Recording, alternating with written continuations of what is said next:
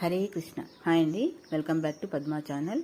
ఈరోజు మన వీడియోలో గోరుచిక్కుడు కర్రీ చాలా సింపుల్గా టేస్టీగా ప్రిపేర్ చేసుకుందామండి. ఈ కర్రీకి కావలసిన పదార్థాలు నువ్వులు, ధనియాలు, అల్లం, వెల్లుల్లి, కొత్తిమీర, కరివేపాకు, కొబ్బరి, ఇంకా బెల్లం, పసుపు, కారం, ఉప్పు. అంతేనండి. ఇక వీడియోలోకి వెళ్దామా. ముందుగా నువ్వులను వేయించుకోవాలండి. అలాగే ధనియాలను కూడా వేయించుకోవాలి. బాగా లైట్గా దూరగా వేయించుకొని ఇప్పుడు మనం వీడియోలో చూపిస్తున్న ఇంగ్రీడియంట్స్ అన్నీ మిక్సీ చేసుకోవాలండి.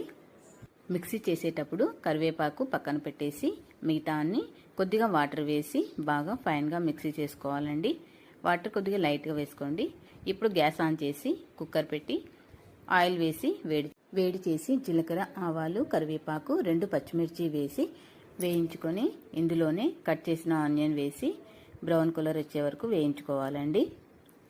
ఆనియన్ వేగాక ఇందులో మనం మిక్సీ చేసుకున్న నువ్వులు, ధనియాలు, కొత్తిమీర మిక్సీ చేసుకున్నాం కదండి, ఆ పేస్ట్ని ఇందులో వేసి ఒక 2 మినిట్స్ పచ్చివాసన పోయే వరకు ఉడికించుకోవాలి.